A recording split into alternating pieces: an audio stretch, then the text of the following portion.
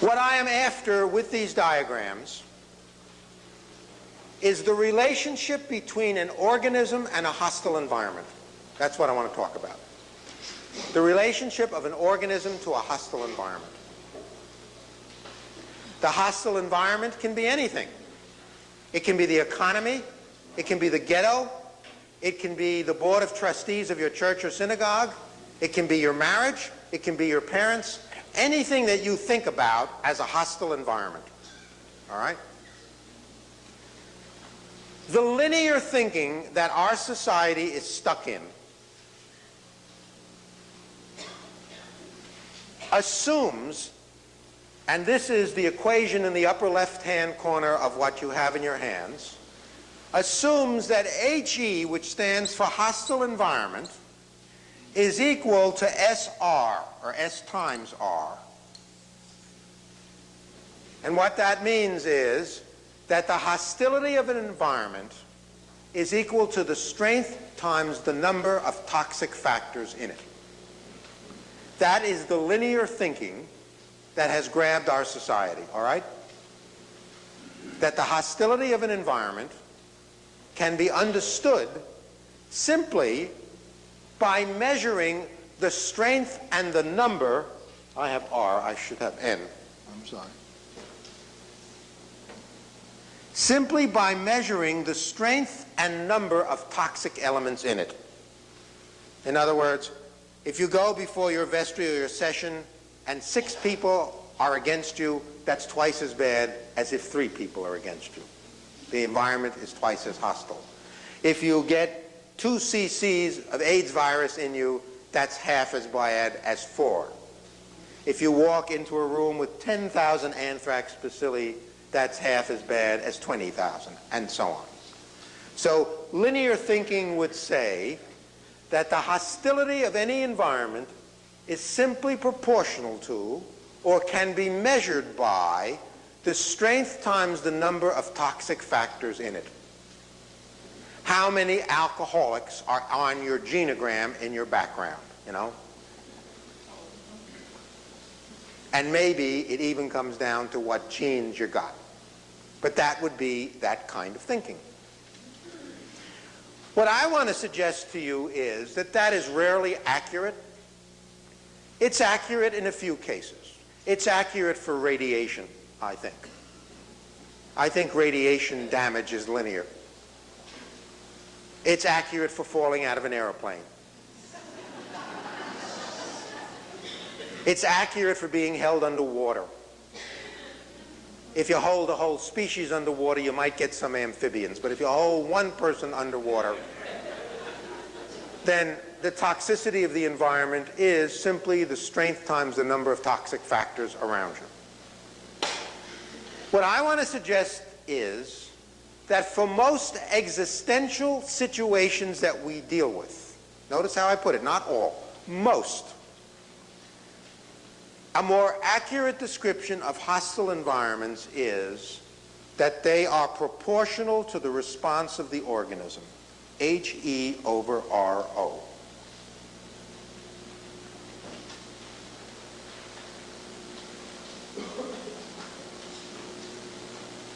That for most problems in life, from heart attacks to rape,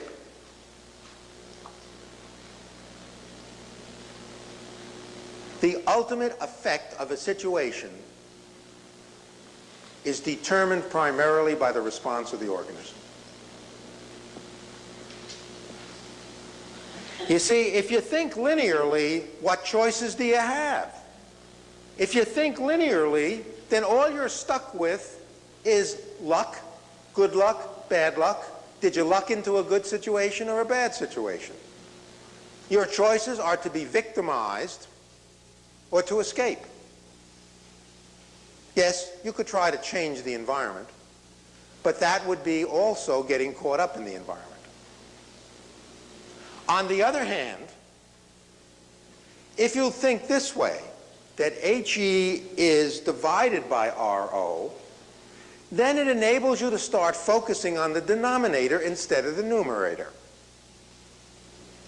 And it doesn't take much mathematical knowledge to know that denominators are always more powerful than numerators. You increase the denominator just a little bit, that will affect the fraction far more than increasing a numerator a little bit.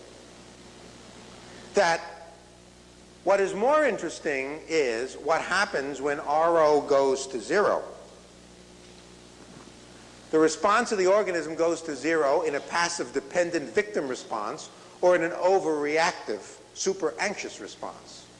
Because what this fraction says is when the response of the organism goes towards 0, then no matter how small HE is, it takes on infinite proportions. This is a different way of understanding people and the impact that the environment has on them. Now, I have tried to put that notion together in the graph in front of you.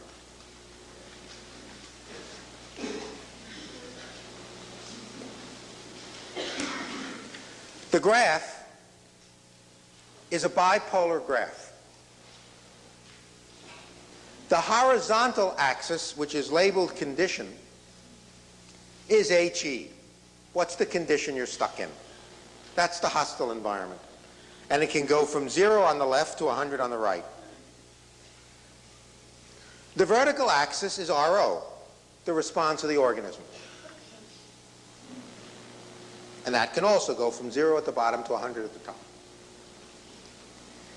In a bipolar graph, you get 4 quadrants. As you see, Roman numeral 1, 2, 3, and 4. Now, if you were to divide the members of your congregation into all 4 quadrants, and they probably would be somehow distributed in all 4 quadrants, or the members of your patient population or clientele, or whatever the group is that you work with, you will find some very interesting things show up depending on what quadrant they're in. In quadrant 1, these are rarely, I'm going to stay just with churches and synagogues for a moment. The people in quadrant 1 rarely give you problems. Why? For 2 reasons. First of all, they're low down the condition scale. They're not stuck in hostile environments. And 2, they're high up the maturity scale, the response scale.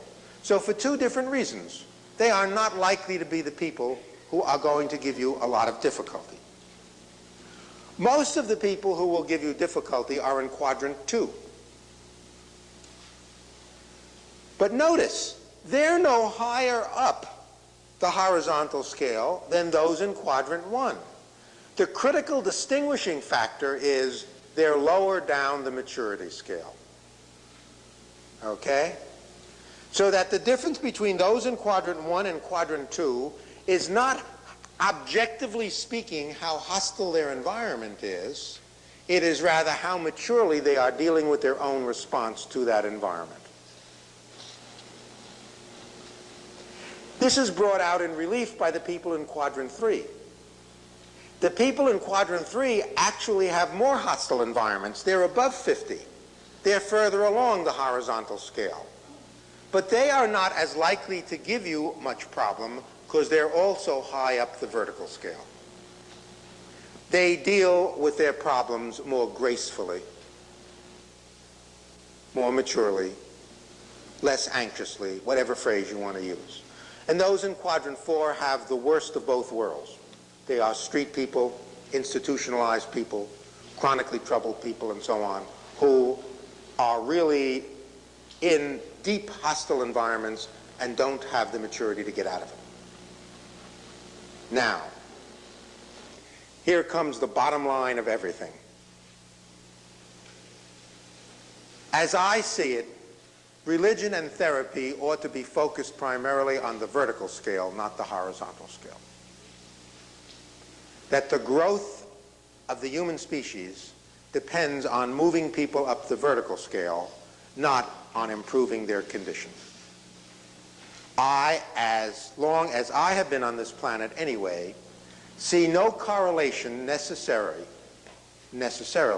between improving people's environment and they're suddenly becoming more mature. I don't see that work that way. Now, lest you misunderstand me, I'm not opposed to social action.